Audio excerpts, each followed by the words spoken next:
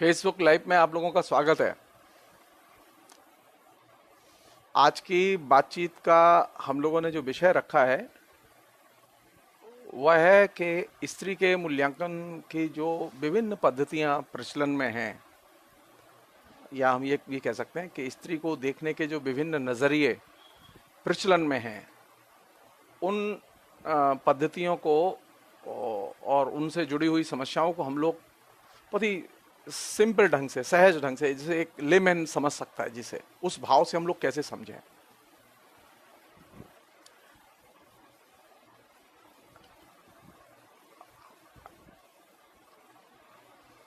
मैं ये नहीं कह सकता कि स्त्री के विषय पर बातचीत का मैं अधिकारी विद्वान हूं,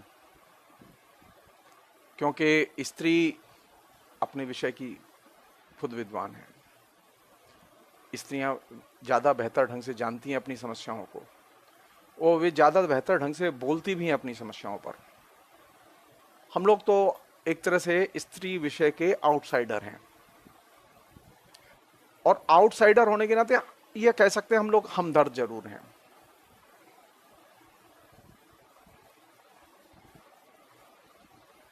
स्त्री के मूल्यांकन को लेकर जितने भी विषय प्रचलन में हैं, उनमें दो बेसिक समस्याएं हैं, जिनको के मतलब वो मार्क्सवादी हों, संरचनावादी हों, उत्तर संरचनावादी हों, आधुनिकतावादी हों, उत्तराधुनिकतावादी हों, वो चाहे जिस तरह के लोग हों, उनकी दो चिंताएं बहुत गंभीर हैं जो कि नोटिस में लेने की हैं। पहली चिंता यह कि जो स्त्री के जितने भी स्कूल हैं मूल्यांकन के देखने के, वो कहते हैं कि जो प्रचलित जो लिटरेरी क्रिटिसिज्म है, या क्रिटिसिज्म एज ए जेनर, उससे स्त्री के विषय नहीं पढ़े जाने चाहिए। और ये चीज अपने आप में एक बहुत बड़ी चीज है। उनकी ये धारणा है कि स्त्री आलोचना के जो विषय हैं, स्त्री आलोचना की जो समस्याएं हैं, स्त्री के जो प्रश्न हैं, जो सांस्कृतिक प्रश्न हैं, राजनीतिक प्रश्न हैं, विभिन्न जेनर में वो स्त्री के लेखन के मूल्यांकन को लेकर जुड़े हुए प्रश्न हैं, उन सभी प्रश्नों को आप जो लिटरेरी क्रिटिसिज्म है, उस लिटरेरी क्रिटिसिज्म के जरिए आप विश्लेषित नहीं कर सकते। और ये अगर पहली चीज अगर हम अपने जहन में रखें तो बहुत सारी समस्याएं हल हो सकती हैं। इसमें पहली दिक्कत यह है कि उनकी ये धारणा है, और ये धारणा सही है, जितना मैंने अब तक पढ़ा है आलोचना को, और विभिन्न किस्म की जो आलोचना स्कूल हैं उनको, कि आलोचना एज ए जेनर, उसमें बहुत मेजर हिस्सा वह है जो कि पूरा का पूरा आलोचना जेनर का चरित्र ही पुंजवादी है। इसलिए स्त्रियों को आलोचना अच्छी नहीं लगती, इसलिए स्त्रियों को बातचीत अच्छी लगती है, स्त्रियों को संवाद अच्छा लगता है, स्त्रियों को विनिमय अच्छा लगता है, लेकिन स्त्रियों को आलोचना अच्छी नहीं लगती। और वे आलोचना का जो ये जो पुंजवादी जो चरित्र है, इस चरित्र की वजह से वे आलोचना एज ए जेनर को ही अस्वीकार करती हैं। और ये एक बहुत बड़ी चीज है जिस पर कि अभी तक मैं हिंदी आलोचना की तो मैं जानता हूं कि हिंदी आलोचना ने कम से कम विचार नहीं किया है। हिंदी के आलोचक कमोवेश, वो चाहे रामविलास शर्मा हो, चाहे वो नामवर सिंह हो, चाहे वो मुक्तिबोध हो, और उसके पहले हजारी साहब द्विवेदी हों, अज्ञेय हों, रामचंद्र शुक्ल हों, ये सारे के सारे लोग स्त्रीवादी नजरिए से साहित्य की जो स्त्री की समस्याएं हैं, या स्त्री साहित्य की जो समस्याएं हैं, या स्त्री के सांस्कृतिक जो प्रश्न हैं, उन पर विचार नहीं करते। सो हमारे यहां जो सेक्युलर जो या प्रोग्रेसिव जो आलोचना की परंपरा है, वो आलोचना की परंपरा कुल मिला के वो फेमिनिस्ट दृष्टिकोण से विचार ही नहीं करती। उसके यहाँ फेमिनिस्ट दृष्टिकोण दाखिल नहीं होता। कुछ लोगों के यहाँ स्त्री दाखिल होती है, वो नॉमिनल तौर पर। लेकिन स्त्री पर बात करते समय आलोचना के दायरे के बाहर निकलना बेहद जरूरी है। और आलोचना के दायरे के बाहर निकलना, आलोचना मतलब genre, criticism as a genre के दायरे में रह के या उसके विभिन्न रूपों के जरिए या दृष्टियों के जरिए आप स्त्री को विश्लेषित नहीं कर सकते। ये एक बहुत बड़ी चीज है। हमारे यहाँ अनेक प्रोफेसर लोग हैं लिटरेचर के, वे फेमिनिज्म पसंद नहीं करते। वे अपने दृष्टिकोण से ही या पुंछवादी दृष्टिकोण से ही वे स्त्री के प्रश्नों को देखते हैं और छात्र छात्राओं से रिसर्च कराते हैं, जो कि सही नहीं है। स्त्री पर जो भी अनुसंधान होगा, स्त्री पर जो भी विचार विमर्श होगा, वह स्त्री के नजरिए से होगा या फेमिनिस्ट दृष्टिकोण से होगा। पुंछवादी दृष्टिकोण से वो संभव नहीं है। दूसरी एक चीज है जो कि बहुत जरूरी है, मतलब स्त्री पर विचार करते समय, स्त्री के लिखे पर विचार करते समय, वो ये कि विभिन्न भाषाओं में स्त्री साहित्य का या स्त्री लेखिकाओं का जो भौतिक परिवेश है और उनका जो लेखन है वो अलग अलग किस्म का है, वो एक जैसा नहीं है। और ये जो उसका जो भौतिक परिवेश का जो वैविध्य है, मसलन आप किसी फ्रेंच फेमिनिस्ट के नजरिए से सीधे यूपी के लेखक या लेखिका की रचनाओं का मूल्यांकन नहीं कर सकते। अगर करेंगे तो बहुत उल्टा सीधा होगा।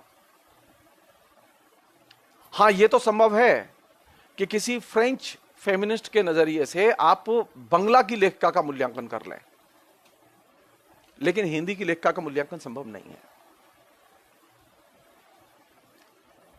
यह भी कह सकते हैं कि बंगला में जो स्त्री साहित्य की चेतना और स्त्रियों के साहित्य के लेखन का जो स्तर है वो काफी विकसित है। हिंदी की जो लेखिकाएं हैं उनसे बहुत विकसित है, बहुत समृद्ध परंपरा है वहां, और बहुत विस्तृत एक्सचेंज भी है। विस्तृत एक्सचेंज से मतलब यह है कि बंगला में जो लेखिकाएं हैं वो विश्व साहित्य को पढ़ती हैं और विश्व साहित्य के साथ में जो वहां बहुत सारे विमर्श चल रहे हैं उनका भी अध्ययन करती हैं, उसका भी गहरा असर है। और ये आज की बात नहीं कह रहा हूं मैं आपसे, आज से 70 साल पहले, 80 साल पहले, 100 साल पहले भी यही स्थिति थी।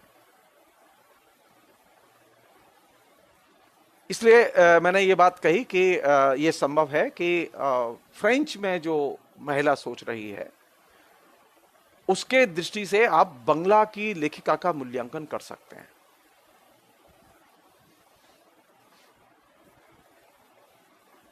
पहली चीज कि स्त्री के लेखन का मूल्यांकन करते समय उसका जो वैविध्यपूर्ण संसार है, वैविध्यपूर्ण भाषिक संसार है स्त्रियों का, उसका वैविध्यपूर्ण एथनिक संसार है, इस संसार की समझ हमारे पास में होनी चाहिए। अगर ये समझ नहीं है तो फिर गलत निष्कर्ष निकलेंगे। दूसरी चीज जिस पर के पूरी की पूरी फेमिनिस्ट जो आलोचना परंपरा है, जो स्त्रीवादी आलोचकाओं की परंपरा है, वो परंपरा एक दूसरी चीज पर और जोर देती है।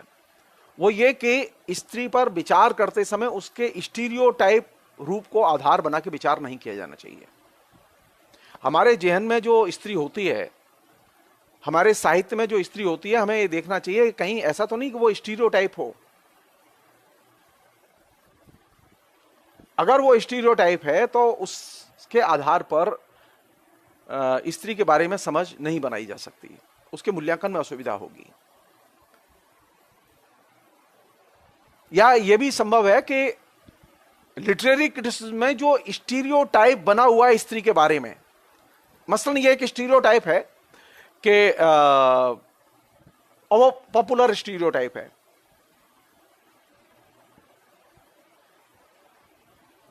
बिना रियलिटी को जाने जब हम ये लिखते हैं कि स्त्री का शोषण होता है, हमें जानना होगा कि स्त्री का सच में शोषण होता है कि नहीं होता है। ये हमारा अनुमान है। अगर हमने अनुमान के आधार पर लिखा है तो वह एक स्टीरियोटाइप है। अगर हमने किसी टेक्स्ट या कोई जीवन की घटना, उसके संदर्भ में जाके हमने अगर उसका विश्लेषण किया और देखा है तो बात दूसरी है। यह भी तो संभव है ना कि जिस स्त्री चरित्र के बारे में बात कर रहे हो उसका शोषण ही ना हुआ हो। सभी स्त्रियां ऐसी नहीं है जिनका शोषण होता है, ऐसी भी स्त्रियां हैं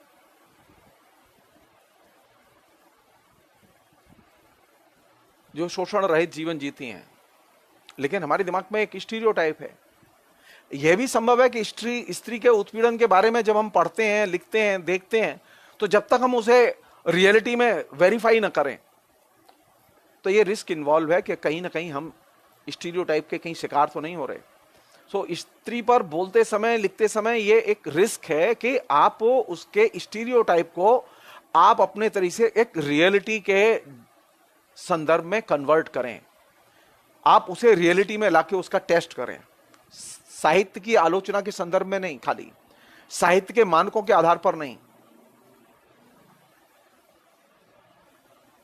इसलिए जब स्त्री पर, जैसे रूपा जी पूछ रही हैं कि, रूपा सिंह ने पूछा है कि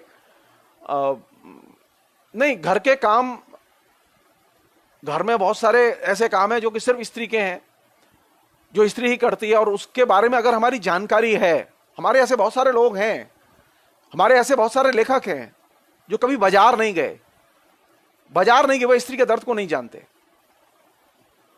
मैं दावे के साथ कह सकता हूं, कह सकता हूं कि राजेंद्र यादव कभी बाजार नहीं गए सामान लेने, लेकिन राजेंद्र यादव ने सबसे ज्यादा स्त्री के बारे में लिखा।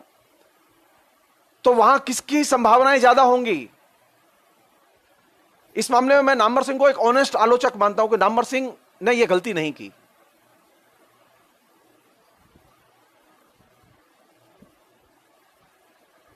स्त्री को जानने के लिए जरूरी है कि वो सिर्फ अनुमान की चीज नहीं है, कल्पना की चीज नहीं है। स्त्री अगर सिर्फ कल्पना की चीज बन गई तो फिर बहुत मुश्किल है, उसके फिर स्टीरियोटाइप ही स्टीरियोटाइप बनेंगे। इसलिए जब आप स्टीरियोटाइप में स्त्री को निर्मित करते हैं, और यह मैं बहुत ही विश्वास के साथ कह रहा हूं इस बात को,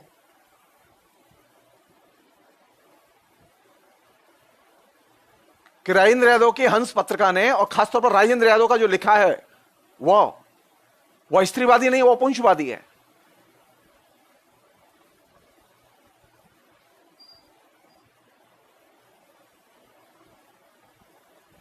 मैंने एक चीज पहले कही थी, मैं उसे सिर्फ रिपीट भर कर रहा हूं। मैं स्त्री पर बात करते समय दो चीजों के बारे में क्लैरिटी बहुत जरूरी है।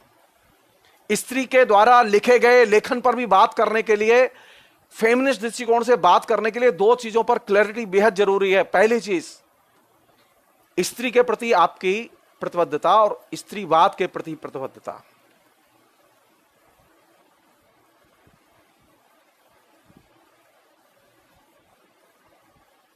और दूसरी चीज, स्त्री आंदोलन के प्रति आपकी प्रतिबद्धता।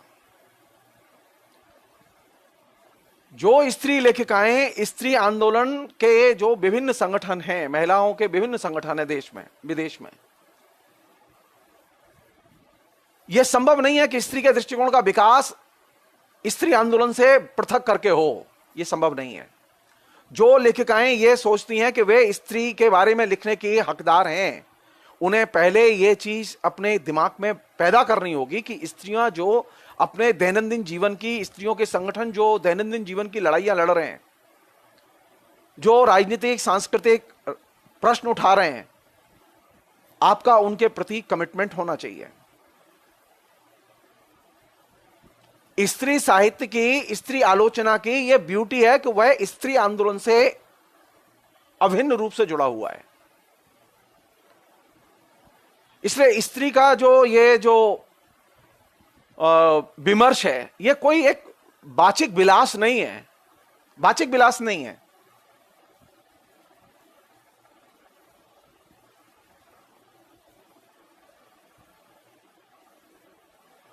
मुझे ये बात अंडरलाइन करनी ही पड़ेगी कि स्त्रियों के लेखन में जो महिलाएं अग्रणी हैं, उनका ये दायित्व बनता है कि वे स्त्री संगठनों के जो आंदोलन है उनका समर्थन करें। अन्यथा तो फिर वहां पर भी एक स्टीरियोटाइप आने की संभावना रहेगी, और हिंदी में वो है, हिंदी में वो है। यह संभव नहीं है कि आप आंदोलन के प्रति सिनिकल हो, महिलाओं के संघर्षों के प्रति आप संशयवादी हो,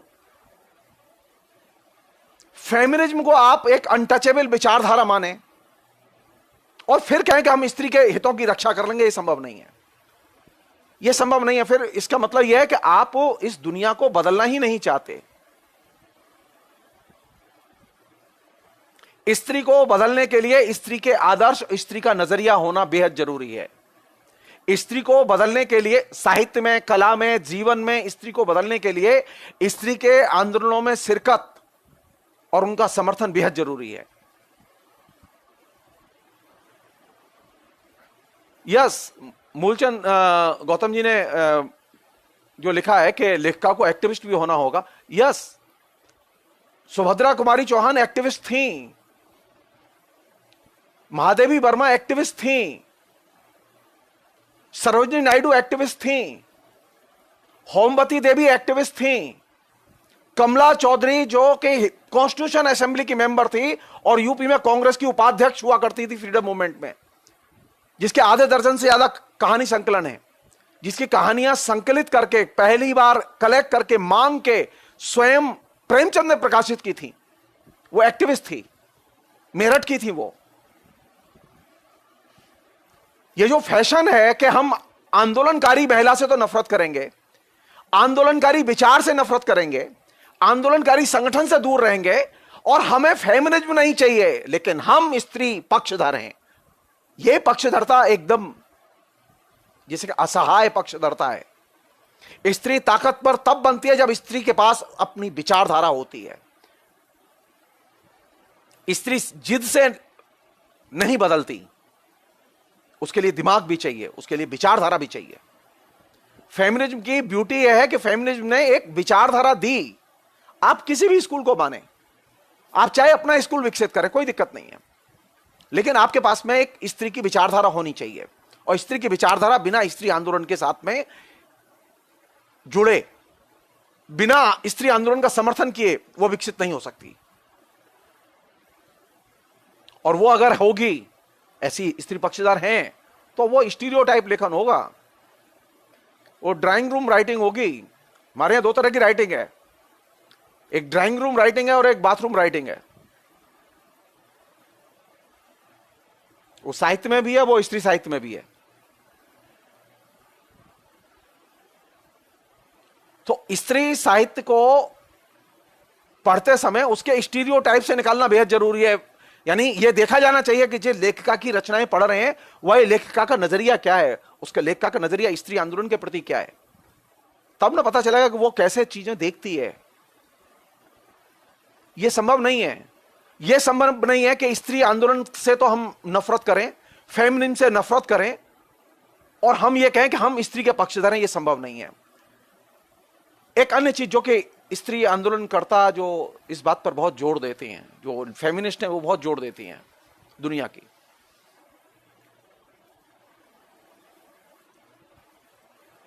एक लेखिका के नाते उसके पास में एक कानूनी चेतना तो होनी चाहिए, अवेयरनेस होनी चाहिए,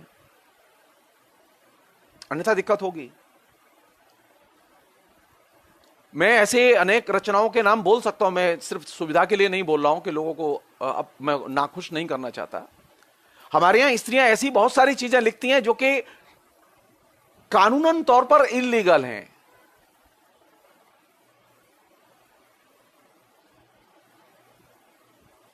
हमने ये सोचा ही नहीं कि एक लेखिका के नाते हम ऐसी चीज क्यों लिखें। तो स्त्री आलोचना दो चीजों पर जोर देती है, वो ये कि एक तो आलोचना एज ए जेनर से बचा जाए, उसके आधार पर स्त्री का मूल्यांकन न किया जाए, बल्कि फेमिनिस्ट या स्त्रीवादी नजरिए से मूल्यांकन किया जाए। हमारे यहाँ एक क्लासिकल उदाहरण है, जो महिला है जो कि बहुत बड़ी लेखिका है, कृष्णा सोबती।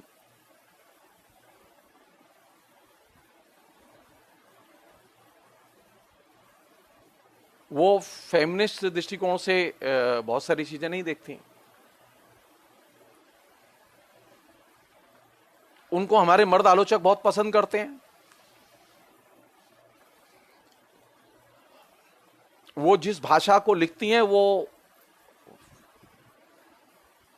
पुंस भाषा है, स्त्री भाषा नहीं है। सो ये चीज बहुत जरूरी है समझने की कि ये संभव है कि एक स्त्री लिख रही हो, लेकिन वह स्त्री की भाषा में लिख के पुरुष की भाषा में लिख रही हो। यह संभव है, यह संभव है कि एक स्त्री ही लिख रही हो लेकिन वह एकदम आंदोलन से डिस्कनेक्ट हो। मैं एक बहुत अच्छा उदाहरण देना चाहता हूं इससे कि आप प्रॉब्लम को समझें। कुछ चीजें ऐसी हैं जिन्हें स्त्री ही बेहतर ढंग से जानती है। अनुभूति के क्षेत्र ऐसे हैं स्त्री के जिन्हें वो बेहतर ढंग से आर्टिकुलेट कर सकती है।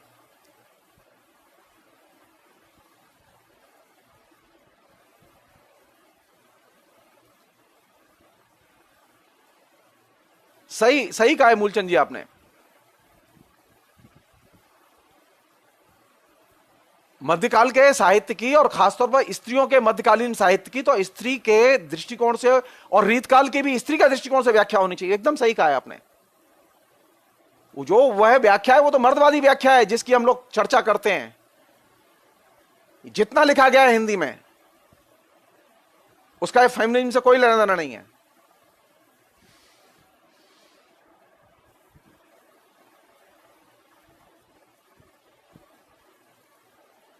हमारी चिंताएं यहां से शुरू होनी चाहिए, खासतौर पर ये जो पूरा लिटरेरी डिस्कोर्स है स्त्री का, कि पहली चीज कि लेखिका के नाते, एक रिसर्चर के नाते हम फेमिनिज्म को जाने।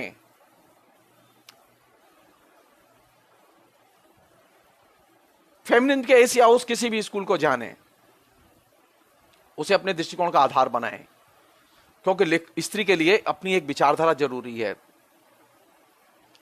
सिर्फ धर्मनिरपेक्ष दृष्टिकोण स्त्री की रक्षा नहीं कर सकता। सिर्फ संविधान में उल्लिखित अधिकार स्त्री के व्यक्तित्व को बनाने में मददगार नहीं हो सकते।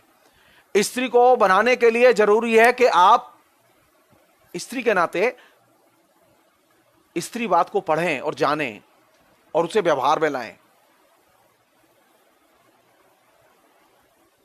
मैंने निजी तौर पर जब इस फेमिनिज्म पढ़ना शुरू किया तो आप जान लीजिए मैंने पहले मतलब कई दशक, 3 दशक तक मार्क्सवाद पढ़ा, 4 दशक तक संस्कृत काव्य शास्त्र पढ़ा और बैक टू स्क्वायर वन। मालूम पड़ा कि वो स्त्री को पढ़ने में मदद नहीं करता।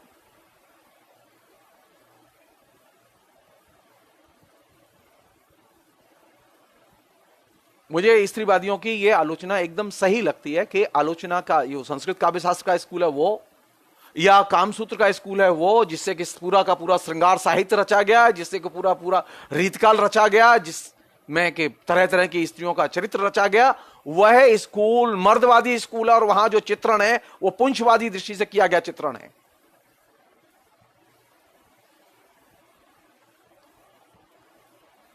स्त्री कैसे देखेगी ये स्त्री तय करेगी। मैं जो चीज, पहली चीज जो जैसे मैं खासतौर पर अंडरलाइन करना चाहता हूं, स्त्री को विश्लेषित करने के लिए स्त्री की दृष्टि होनी जरूरी है और स्त्री बात की समझ होनी जरूरी है, फेमिनिज्म की समझ होनी जरूरी है। फेमिनिज्म के दृष्टिकोण का आचरण में उपयोग, इस्तेमाल किया जाना चाहिए, लेखिकाओं के द्वारा किया जाना चाहिए। हम जो पुरुष लेखक हैं उनके द्वारा किया जाना चाहिए। सिर्फ सहानुभूति से, स्त्री के पक्ष में उग्र और तेजस्वी भाषा से या आक्रामक लैंग्वेज से, आक्रामक लैंग्वेज स्त्री की लैंग्वेज नहीं है, वो पुरुष की लैंग्वेज है।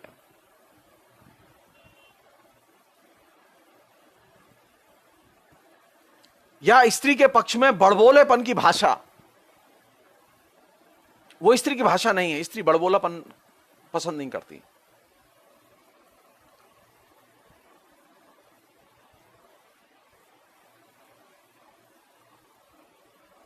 एक अन्य चीज है जो कि मैं इस प्रश्न से आगे चलता हूं थोड़ा सा, वो ये कि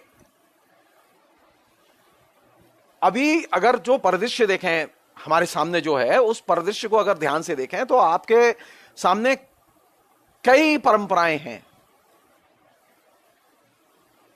देशज परंपराएं अलग अलग हैं, तमिल में, तेलुगु में, मलयालम में, बंगला में, हिंदी में, पंजाबी में।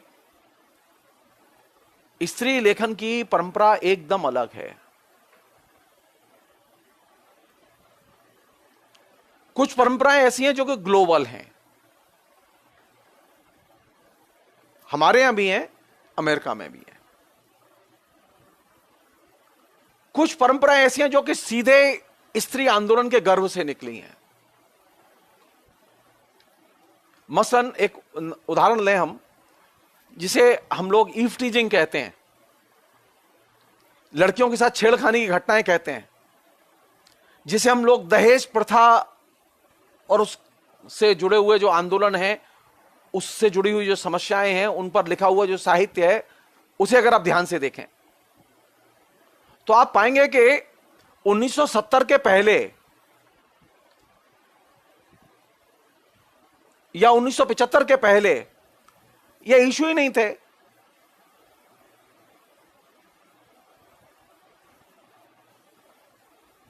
क्योंकि जब पहली बार छेड़खानी का विरोध किया गया, पहली बार जब दहेज प्रथा का विरोध किया गया, तब पता चला कि दहेज प्रथा को लेकर क्या मुश्किल है। पहले हम ये मानते थे कि देखना, छेड़ना हमारा राइट है।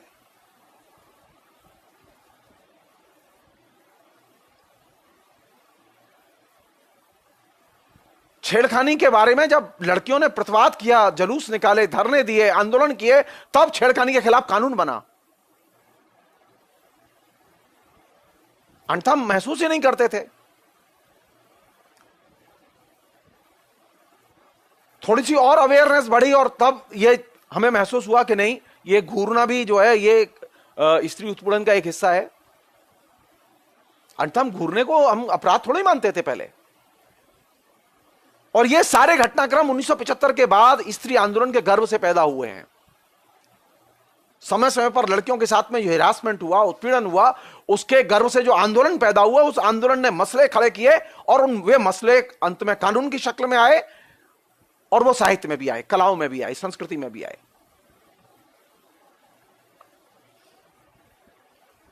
स्त्री पहले भी छेड़ी जाती थी, लेकिन कभी ध्यान नहीं गया हमारा। ध्यान तब गया जब औरत ने आंदोलन किया। सती प्रथा पहले भी थी, लेकिन सती प्रथा के खिलाफ में जब जन आंदोलन शुरू हुआ, तब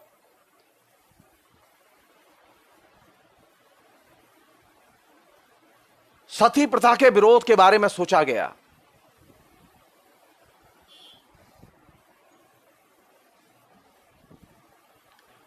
नहीं, ये आशीष त्रिपाठी जी ने जो कहा है, ये हेरल्ड ब्लूम की ये धारणा वो पुरुष लेखकों के लिए ठीक है।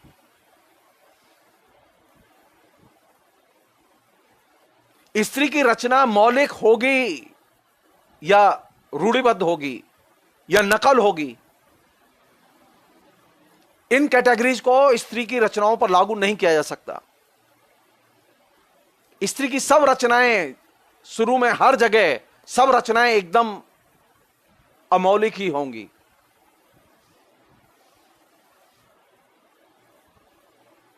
आपने लिखने कब दिया उसे? हमारे यहां दर्जनों मतलब रानियां हैं जिन्होंने बिल्कुल कृष्णाश्रयी परंपरा में एकदम पुरुषों से प्रभावित होकर बिल्कुल हूबहू लिखा है। दर्जनों। हेरल्ड ब्लूम की धारणा यह कहीं और लागू हो तो हो, स्त्रियों पर लागू नहीं होती।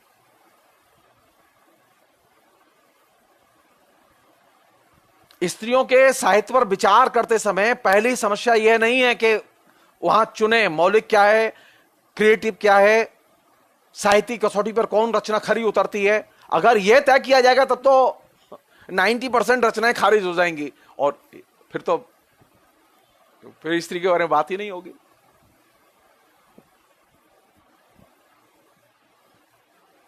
स्त्री ने कच्चा पक्का जैसा भी लिखा है, जो भी लिखा है, वह साहित्य का हिस्सा है। वे रचनाएं भी साहित्य का हिस्सा हैं जो कि एकदम आपको ऐसी लगती हैं कि अपरिष्कृत हैं, अच्छी नहीं है, बेतुकी हैं, कलात्मक रूप से ठीक नहीं है, इनकी भाषा अच्छी नहीं है, इनमें छंद नहीं है, वगैरह वगैरह। इसलिए तो स्त्रियों ने कहा कि हम साहित्य की वो कसौटियां नहीं मानते जो साहित्यकारों ने तय की हैं, साहित्य की आलोचना ने तय की हैं। साहित्य की कसौटियां जो लिटरेरी क्रिटिसिज्म ने तय की वो पुंसवादी कैटेगरी हैं। स्त्री उन कैटेगरीज को नहीं मानती।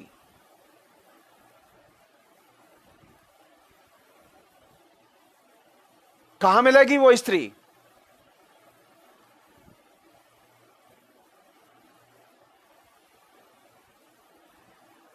कहां मिलेंगी उसकी चीजें?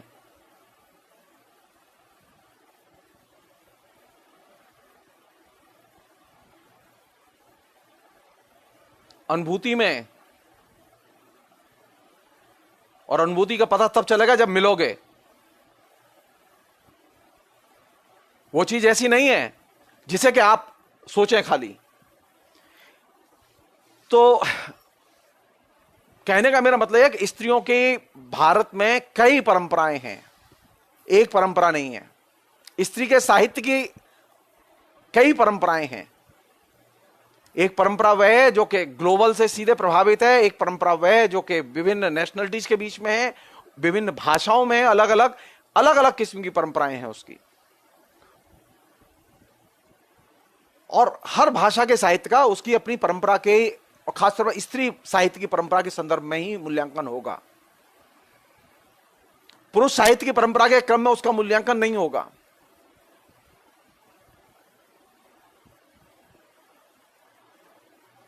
मसलन अगर मैं महादेवी वर्मा की कविताओं पर विचार करना चाहता हूं तो मेरे सामने स्त्री कवित्रियों की परंपरा होनी चाहिए, मेरे सामने ये छायावाद की परंपरा नहीं होनी चाहिए।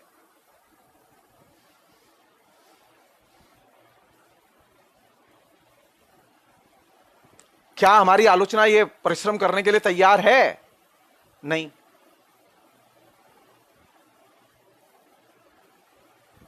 स्त्री साहित्य में स्त्री की परंपराओं से चीजें आई हैं और आती हैं, पहले उन्हें देखा जाना चाहिए। उसमें यह भी संभव है पुरुष साहित्य से भी चीजें आ सकती हैं, लेकिन स्त्री का अध्ययन स्त्री की परंपरा में किया जाना चाहिए। स्त्रियों की यह मांग है, स्त्रीवादी दृष्टिकोण की यह मांग है। और हमारी स्थिति क्या है? हमारी स्थिति यह है कि हम में से जितने जो लोग हैं, आप स्त्रियों से बात करके देखिए, लड़कियों से बात करके देखिए, आप उन्हें परंपरा का ज्ञान ही नहीं होता, पता ही नहीं होता उन्हें।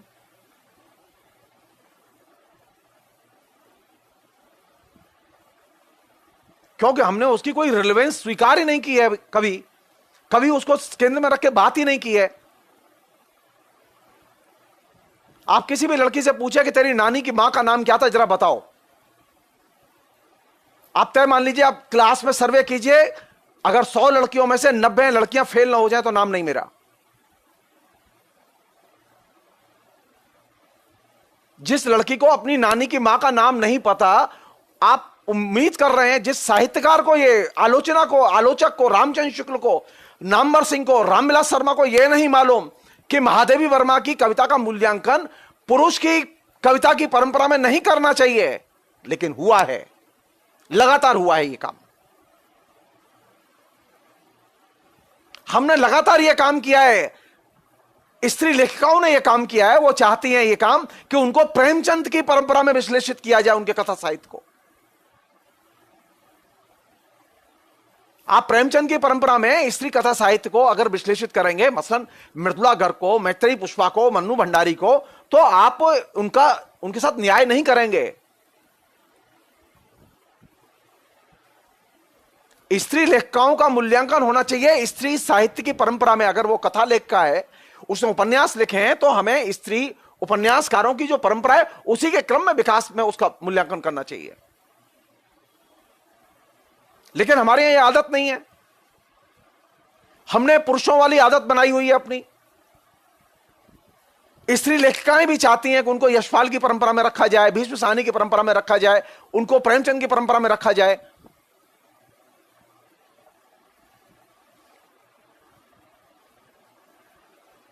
आप जो ही स्त्री को दाखिल करेंगे साहित्य में, स्त्री के बारे में विचार करेंगे, तो तय मानिए कि आपने जो अब तक ढांचा बनाया है लिटरेरी क्रिटिसिज्म का, अब तक जो मानक बनाए, वो सारे के सारे अस्त व्यस्त हो जाएंगे। क्योंकि स्त्री जब भी दाखिल होती है वो डिसरप्ट करती है चीजों को, जैसा है वैसा नहीं रहने देती। वो चाहे वो जीवन में दाखिल हो, चाहे वो साहित्य में दाखिल हो, चाहे वो संस्कृति में दाखिल हो, चाहे वो राजनीति में दाखिल हो।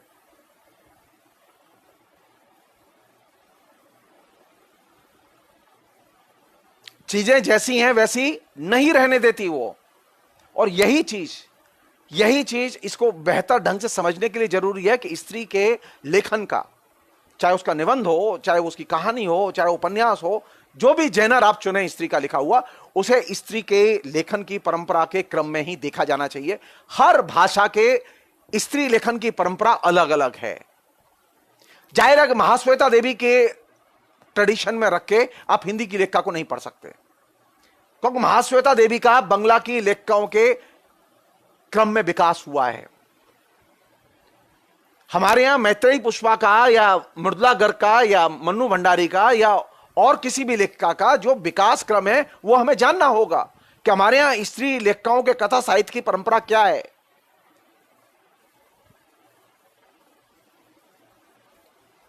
लेकिन हमने ये पालन नहीं किया अभी तक। हमने कभी एक्सरसाइज ही नहीं की। और ये गलती हमारी तमाम साहित्यिक पत्रिकाओं में मिलेगी। इसलिए मैं बार बार कहता हूं कि साहित्य का जो प्रचलित ढर्रा है वो एकदम पुंजवादी है। ये गलती हंस में भी मिलेगी, जिसने सबसे ज्यादा स्त्री के पक्ष में रचनाएं छापी। तो कौन सी चीज महत्वपूर्ण है मेरे लिए? कौन सी चीज ताकत देती है स्त्री को? कौन सी चीज ताकत देगी? स्त्री को ताकत तब मिलेगी जब स्त्री को स्त्री साहित्य की परंपरा में रख के विश्लेषित किया जाए, उसकी भाषा की परंपरा में रख के विश्लेषित किया जाए। अगर पंजाबी की लेखिका है कोई, तो उसे पंजाबी स्त्री साहित्य की परंपरा में रख के देखा जाना चाहिए। हमारे यहां दिक्कत क्या है? हमारे यहां अमृता प्रीतम को हिंदी की परंपरा में रख के देखने की आदत है। अब भाई, अब थोड़ा सा हम लोग अपनी आदत सुधारें। नहीं, ऐसे नहीं चलेगा, ऐसे नहीं चलेगा। एक और चीज है जिसे मैं आपसे शेयर करना चाहता हूं कि वो ये कि स्त्री पर बात करते समय स्त्री के कई स्ट्रगल के मोर्चे हैं जिस पर वो स्ट्रगल कर रही है।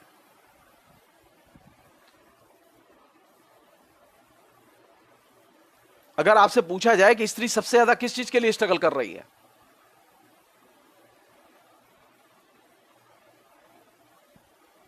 स्त्री सबसे ज्यादा एक ही चीज के लिए स्ट्रगल कर रही है, जो कि सबसे बड़ा मोर्चा है, वो है रोटी के लिए संघर्ष।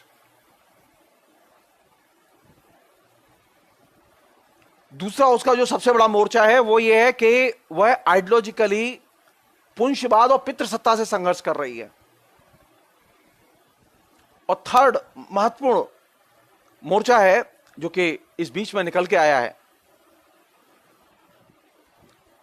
कि सैन्यवाद और आतंकवाद, इसके खिलाफ में वो संघर्ष कर रही है।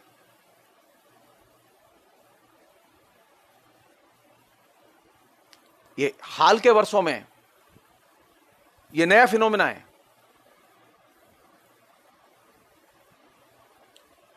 जब नॉर्थ ईस्ट में ये चीज चल रही थी तो हमने कभी ध्यान नहीं दिया, लेकिन ये चीज जब अब पैर पसार चुकी है जगह जगह, आतंकवाद के आने की वजह से जगह जगह जो सेना के ऑपरेशन हुए हैं, पृथकतावादी आंदोलनों की वजह से जो सेना के ऑपरेशन हुए हैं, उसके कारण ये अशांत क्षेत्र कानून जो लागू किया गया है कई जगहों पर अभी भी है,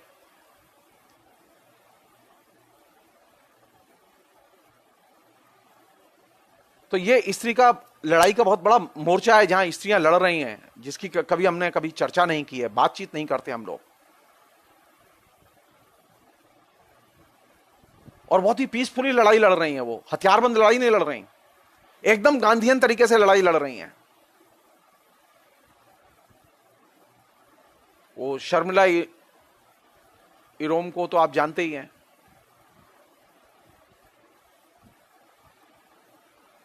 स्त्रियों की लड़ाई का तीसरा बड़ा एरिया है जहां के वो लड़ाई लड़ रही हैं, वो ये कि ये जो सैन्यवाद के प्रचार प्रसार की जो परंपरा चली आ रही है और ये जो आतंकवाद जो पैदा हुआ है विभिन्न फॉर्म में अलग अलग इलाकों में, इसके खिलाफ में भी औरतें लड़ रही हैं।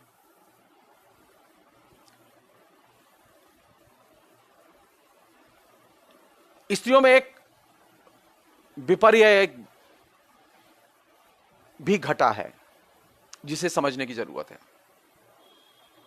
स्त्रियों का एक हिस्सा आतंकवाद की तरफ भी गया है, स्त्रियों का एक हिस्सा पृथकतावाद की तरफ भी गया है, और स्त्रियों का एक हिस्सा जो है वो हिंदू सांप्रदायिकता की ओर भी गया है।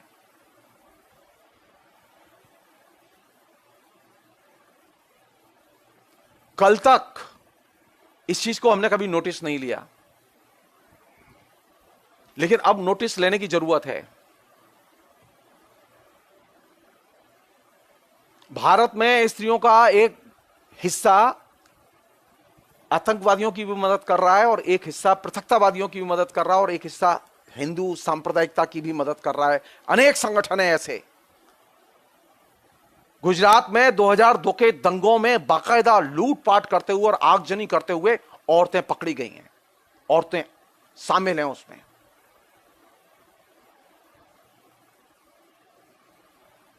और उस समय की जो गुजरात की सरकार थी, वहां की तो एक मंत्री को बाकायदा सजा तक मिली,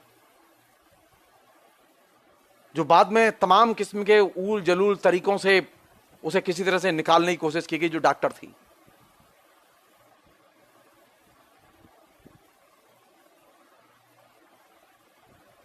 हाँ ठीक, अजय मावरकर जी ने जो कहा है वो ठीक है, वो ये सही कह रहे हैं आप कि ये कुर्दिश वुमेन्स का जो स्ट्रगल है वो भी है, वो अफगानिस्तान की औरतें भी लड़ रही हैं अपनी तरीके से।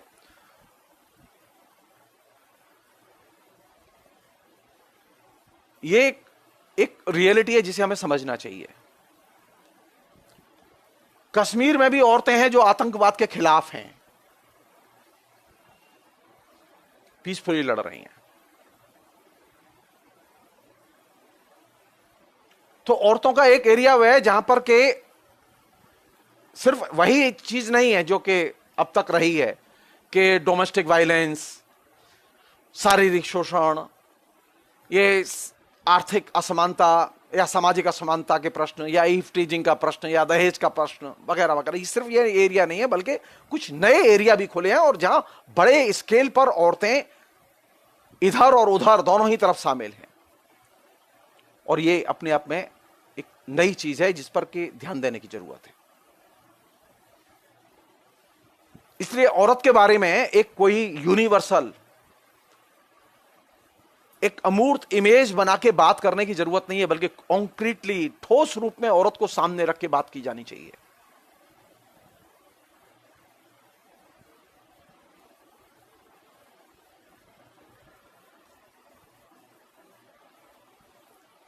दो एक चीजें और हैं जो कि मैं शेयर करके ये बातचीत फिलहाल रोकूंगा मैं।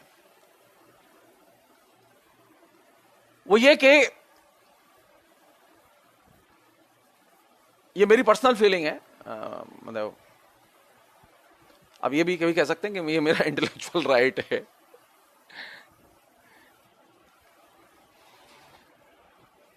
भारत विभाजन, उसके बाद में तरह तरह के सांप्रदायिक दंगे, आतंकवाद, और उसके बाद जो उत्पीड़ित जो औरतों का समाज है, उसके साइड इफेक्ट से प्रभावित जो समाज है, वो उसमें पंजाब है, कश्मीर है, उसमें नॉर्थ ईस्ट के कई राज्य हैं जहां पर कि औरतों को बहुत तकलीफें हुई हैं।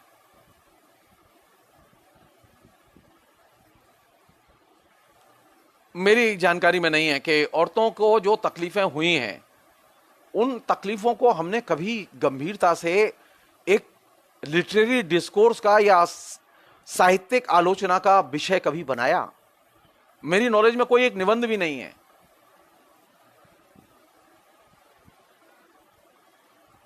हमारे यहां लोगों ने भारत विभाजन पर उपन्यास तो लिखे हैं,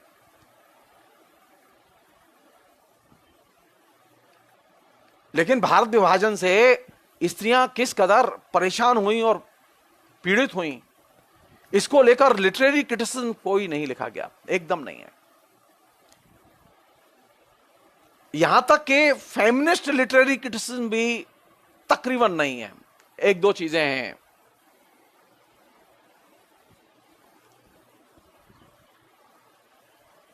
और वो भी इधर के वर्षों में आई हैं, वो पिछले 15-20 साल में।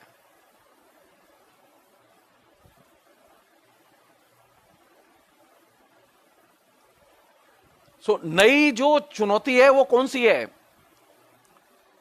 स्त्री के पद्धति शास्त्र की नई चुनौती है कि वह ये जो एरिया हैं, जो आतंकवाद प्रभावित एरिया हैं, जो पृथकतावाद से प्रभावित एरिया हैं, जो सांप्रदायिक दंगों से प्रभावित एरिया हैं, वहां स्त्रियां पक्ष और विपक्ष में कैसे खड़ी हुई हैं, उसकी मीमांसा की जानी चाहिए। यह मीमांसा जब तक हम नहीं करते, तब तक स्त्री के बारे में आपकी कोई समझ नहीं बनेगी। मेरी व्यक्तिगत राय है कि पिछले 70 साल में लोकतंत्र के विकास के साथ और स्त्री के तमाम कृष्ण के प्रश्न चर्चा में आए हैं। स्त्री आंदोलन ने बहुत अनेक उपलब्धियां हासिल की हैं, नए कानून बने हैं स्त्रियों के संरक्षण के लिए। लेकिन मेरी यह व्यक्तिगत राय है कि स्त्रियों के प्रति हमारा अलगाव या अजनबीपन बढ़ा है। स्त्रियों को हम पहले की तुलना में और भी कम जानते हैं। स्त्रियों के बारे में हमारी समझ बढ़ी नहीं है, घटी है। स्त्री अभी जितनी ज्यादा दिखती है, विज्ञापन के कोई भी वस्तु का विज्ञापन ऐसा नहीं है जिसमें स्त्री ना हो, कोई सीरियल नहीं है जिसमें स्त्री ना हो, कोई फिल्म नहीं है जिसमें स्त्री ना हो। स्त्री सबसे ज्यादा आपके मीडिया के फलक को घेरती है, लेकिन वास्तविकता यह है कि जीवन में स्त्री को आप सबसे कम जानते हैं, सबसे ज्यादा एलिनेटेड हैं। और यह जो अलगाव है, यह जो अजनबीपन है स्त्री के प्रति, यह अजनबीपन अपने आप में इस बात का प्रमाण है कि ये जो क्षितिज पर जो चीज दिखाई दे रही है, यानी हर जगह स्त्री दिखाई दे रही है, इसकी ये इस बात की सूचना नहीं है कि हमारा समाज स्त्री को जानता है, या हमारा जो सो कॉल्ड पढ़ा लिखा वर्ग है वह स्त्री को जानता है, या उसके अंदर स्त्री को लेकर कोई सहानुभूति है। नहीं, वास्तविकता यह है कि उसके अंदर स्त्री को लेकर कोई सेंस ही नहीं है, बोध ही नहीं है।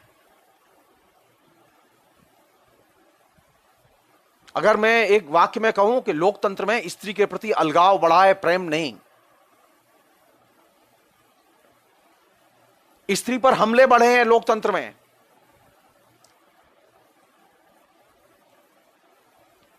भारत विभाजन में जितनी स्त्रियां नहीं मारी गईं, उससे कई गुना ज्यादा स्त्रियां हर साल मारी जाती हैं घरेलू वायलेंस के जरिए।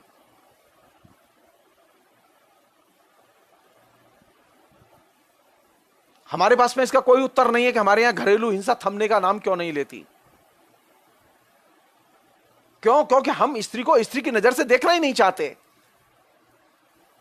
हम स्त्री को यह मौका ही नहीं देना चाहते कि वह अपने बारे में बोले और बताए और मांग करे, और हम नतमस्तक होकर उसकी बातें सुने।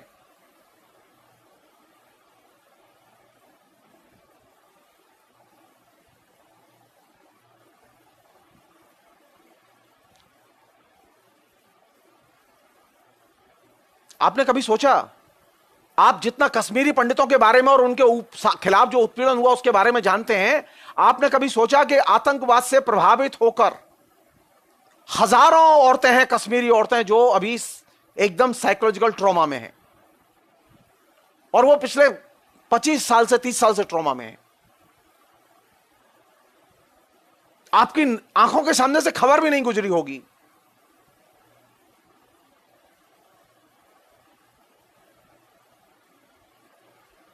जिस लड़की के या जिस परिवार के अंदर से यंग लड़का चला गया और आतंकवादी बन गया, उस परिवार की स्त्री का क्या अपराध है जो उसे उत्पीड़न का शिकार होना पड़े?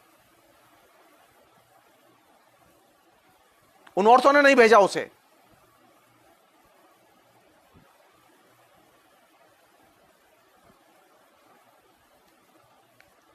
तो स्त्री का जब दर्द, कश्मीरी पंडितों के रिहेबिलिटेशन के लिए इतना बड़ा प्रोजेक्ट लिया गया, बड़े पैमाने पर पैसे उनके खाते में पहुंचाए जाते रहे, अभी भी पहुंचाए जाते हैं, लेकिन आपने कभी सोचा क्या कश्मीर में आतंकवाद से प्रभावित होकर कई हजार स्त्रियां मेंटल ट्रॉमा में गुजर रही हैं और उनके पास में खाने के लिए पैसे नहीं है। लेकिन न तो विधानसभा के पास में समय है बात करने के लिए, और न लोकसभा के पास समय है बात करने के लिए, और न हमारे राजनीतिक दलों के पास समय है, और न महिला संगठनों के पास समय है कि वह इसे एजेंडा बनाएं।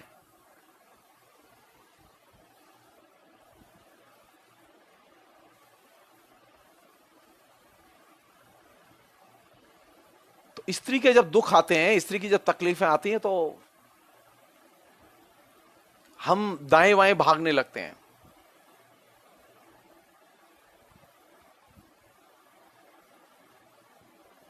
स्त्री के पद्धति शास्त्र को निर्मित करते समय, उसके लिटरेरी थ्योरी को निर्मित करते समय उन एरियाज में जाने की जरूरत है जो एरियाज अभी तक एकदम हमारी आलोचना के दायरे में नहीं आए हैं।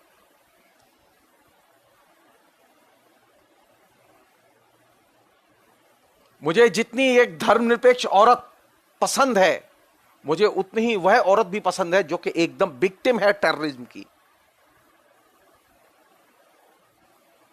मुझे वह औरत भी पसंद है, उसके बारे में लिखा जाना चाहिए, जो सांप्रदायिकता की विक्टिम है। वो चाहे वो दुर्गा वाहिनी में चली जाए या वो दुर्गा वाहिनी के हाथों मर जाए, दोनों ही स्थितियों में स्त्री का नुकसान है। अगर स्त्री सांप्रदायिक दंगे करने लगे तो भी खतरनाक है, और स्त्री के सांप्रदायिक दंगे की वजह से स्त्री का उत्पीड़न हो और स्त्री मारी जाए, विधवा बने, वो भी खतरनाक है। दोनों तरफ से स्त्री मरेगी। तो अब एक नई स्त्री पैदा हुई है। पिछले 6 साल के पहले तक स्त्रियां सांप्रदायिक मसले पर नहीं बोलती थी, लेकिन पिछले 6 साल में एक मेजर चेंज है कि स्त्रियां कभी अखबार तक नहीं पढ़ती, वो सिर्फ टेलीविजन कंज्यूम करती है, टेलीविजन की खबरों से अपनी राय बनाती है। आज वो औरत बड़ी मुस्तैदी के साथ, इस कोरोना की तबाही के बावजूद बड़ी मुस्तैदी के साथ नरेंद्र मोदी के साथ खड़ी हुई है। और क्यों खड़ी हुई है? क्योंकि उसने उसके साथ में जुड़ के एक राष्ट्रवादी और हिंदू राष्ट्रवादी दृष्टिकोण अर्जित किया है। तो कल तक जो न्यूट्रल औरत दिखाई दे रही थी, अभी उसे पूरे के पूरे टेलीविजन कवरेज ने एकदम कॉमनल औरत के तौर पर कन्वर्ट करके हमारे सामने खड़ा कर दिया है।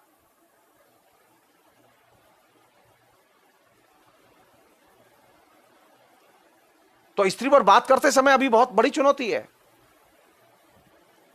कल तक स्त्री लिबरल होती थी, अभी स्त्री लिबरल नहीं बल्कि वो एकदम फैनेटिक भी है। मध्यवर्ग की औरतें जो खासतौर पर जो बीजेपी को वोट देती रही हैं, वे औरतें वो अभी बहुत ही फैनेटिक ढंग से पेश आ रही हैं। तो स्त्रियों में बात करते समय कैसे बात करेंगे? स्टीरियोटाइप बना के? जी नहीं, औरत के ठोस स्थितियों को दिमाग में रख के, औरत को ठोस रूप में चिन्हित करके। आप ये भूल जाइए कि औरत लिबरल होती है। औरत लिबरल भी हो सकती है, औरत कम्युनल भी हो सकती है, औरत डेमोक्रेट भी हो सकती है, लेकिन औरत एकदम अधिनायकवादी भी हो सकती है दृष्टिकोण से। और हमारे बीच में है ऐसी औरतें। हमने उन्हें बाकायदा 2002 के गुजरात के दंगों में आग लगाते हुए देखा है। पहली बार हुआ हिंदुस्तान के इतिहास में कि गुजरात की कोर्ट ने एक कैबिनेट मिनिस्टर को आजीवन कैद की सजा सुनाई दंगों में शामिल होने की वजह से। उस कैबिनेट मिनिस्टर को सिर्फ अमित शाह ने बाद में सारी चीजों को उलट पुलट करके उन्होंने जाके कोर्ट में गवाही दी, उसके बाद में उसे किसी तरह से बाहर निकाला गया है। लेकिन तथ्य तो तथ्य हैं, तथ्य को तो आप डिनाई नहीं कर सकते।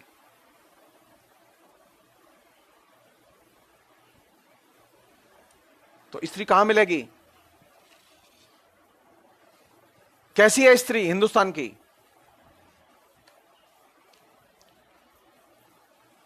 हिंदुस्तान की स्त्री को किस रूप में व्याख्यायित करें? क्या उसकी कोई एक इमेज, कोई यूनिवर्सल, कोई राष्ट्रीय इमेज बनाई जा सकती है? जी नहीं। हिंदुस्तान में जितनी औरतें हैं उतनी ही उनकी पहचान है और उतनी ही उनकी इमेज है। उन्हें एक कैटेगरी में एक कन्वर्ट करके, एक इमेज में कन्वर्ट करके बात नहीं की जा सकती।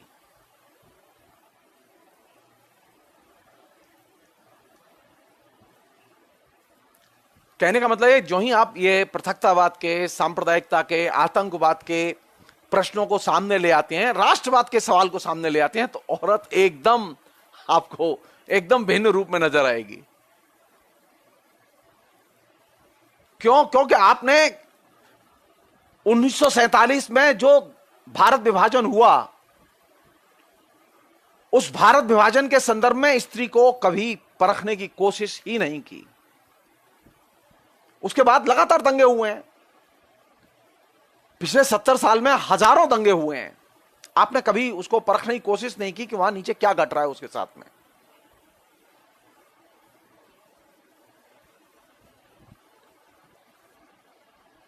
कहने का मतलब यह कि स्त्री का एक कोई रूप ऐसा नहीं है जिसको कि हम ये मान लें कि यही रूप है जो कॉमन है।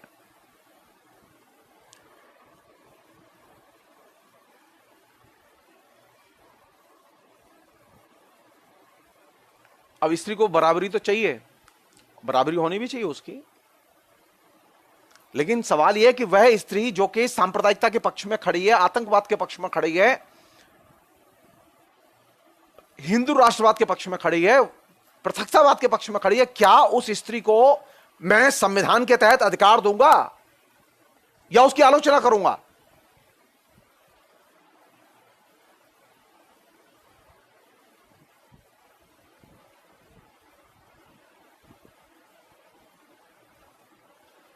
अब जरा पलट के देखिए तो कितने लोगों ने लिखा है इन सब चीजों पर। जब डिस्कोर्स में ही नहीं आ रही चीज, लिखत में ही नहीं आ रही है, चर्चा के केंद्र में ही नहीं आ रही है, तो आप उससे लड़ेंगे कैसे? हुआ यह है कि हमने जब भी स्त्री के सवाल आए हैं तो हमने उन्हें क्या किया है कि जब भी कोई महत्वपूर्ण सवाल आया है तो हम कोशिश करते हैं कि एक आध दो दिन तो बात कर लो, वहां तक ठीक है, लेकिन उसके बाद में इसे हटाओ यार, केंद्र से हटाओ। स्त्री के सवालों को, स्त्री की भूमिका को इग्नोर करने से स्थितियां और जटिल और समस्या मूलक बनी हैं। आपने जिस चीज को कैजुअली लिया था ना, अभी वो एकदम जहरीले आइडियोलॉजिकल कैंपेन के तौर पर कन्वर्ट हो चुकी है। दुर्गा वाहिनी को कैजुअली लिया था सभी लोगों ने, अभी वो दुर्गा वाहिनी जो है ना, वो हर घर में बैठी हुई है।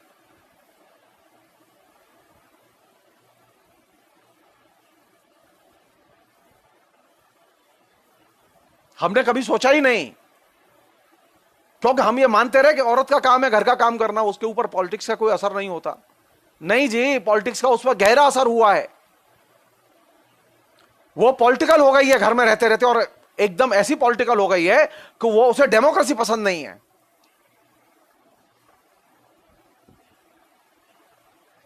और हमारे किसी भी किस्म के फेमिनिज्म ने इस बदली हुई औरत को एड्रेस ही नहीं किया।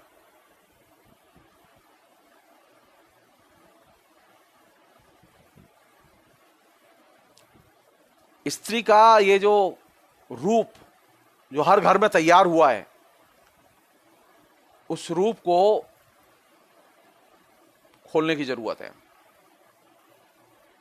और भी बहुत सारी चीजें हैं, इनकी हम लोग चर्चा करेंगे थोड़ा सा बाद में कभी मौका लगा के।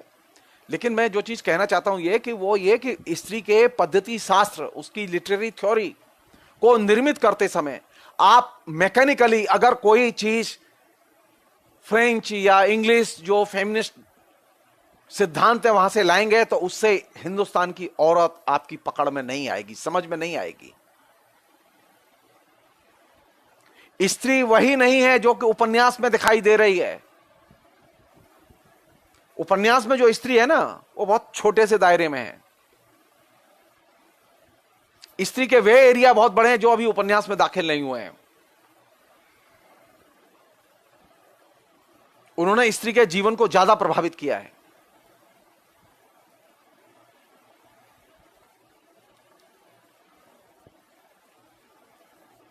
रिएक्शनरी या पृथकतावादी विचारधारा ने या आतंकवादी विचारधारा के कारण वे लोग बड़े पैमाने पर प्रभावित हुई हैं। इनके प्रति हमारा क्या रुख होगा? स्त्री का पद्धति शास्त्र इसके उत्तर नहीं देता। स्त्री के प्रश्न सिर्फ शरीर के प्रश्न नहीं है, बल्कि उसके विचारधारा के प्रश्न भी हैं। स्त्री के प्रश्न सिर्फ छेड़खानी के, घरेलू हिंसा के प्रश्न नहीं है, बल्कि उसकी विचारधारा के बड़े प्रश्न हैं। स्त्री के प्रश्न सिर्फ पुंसवाद के प्रश्न नहीं है। पुंसवादी हिंसा जिसे कि हम लोग एक स्टीरियोटाइप विकसित हुआ है उसके तहत ही देखते रहे, लेकिन ये जो हिंसा के रूप हैं जो कि बड़े स्केल पर हैं और उग्र हैं, इनसे कैसे निपटें, इसका कोई उत्तर मुझे फेमिनिस्ट डिस्कोर्स नहीं देता। मेरी चिंता की चीज यह है, मेरी चिंता की चीज यह है कि मेरे जो फेमिनिस्ट दोस्त हैं, जो फेमिनिस्ट थिंकर हैं, वो इन चीजों पर क्यों नहीं लिखते, क्यों नहीं बोलते।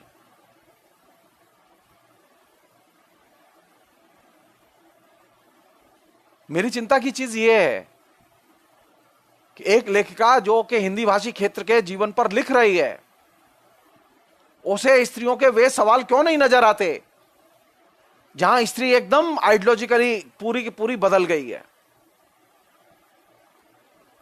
यह मेरी चिंता के क्षेत्र है। इसलिए स्त्री को जनरलाइजेशन करके, साधारणीकरण करके पढ़ा नहीं जाना चाहिए, बल्कि ठोस उसकी भौतिक परिस्थितियों और ठोस उसके विचारों की रोशनी में उसे देखा जाना चाहिए। ठोस उसका जो यथार्थ है उसकी रोशनी में देखा जाना चाहिए। लोकतंत्र में स्त्री का ठोस यथार्थ ज्यादा प्रतिक्रियावादी बना है। उसका ठोस यथार्थ, उसकी रियल लाइफ से पुरुषों का, समाज का अलगाव ज्यादा बढ़ा है। स्त्री को पहले की तुलना में हम अभी कम जानते हैं। पहले ज्यादा जानते थे, अभी कम जानते हैं, जबकि स्त्री ज्यादा हमारी इमेज के सामने है, हमारी आंखों के सामने है, लेकिन हम सबसे कम जानते हैं। स्त्री के बारे में हम सबसे कम बात करते हैं और स्त्री से सबसे कम बात करते हैं। और यही वो जगह है जहां से कि हमें अपने रास्ते खोलने चाहिए। स्त्री के बारे में बात हो, स्त्री से बात हो, और स्त्री के बारे में बात हो करते समय स्त्री के प्रति कमिटेड होके, स्त्री के प्रति जब हम कमिटेड हैं तो इसका मतलब ये नहीं कि हम कॉमनल स्त्री से कमिटेड होके बात करें। मेरा सांप्रदायिक स्त्री के प्रति प्रतिबद्धता का नजरिया नहीं है।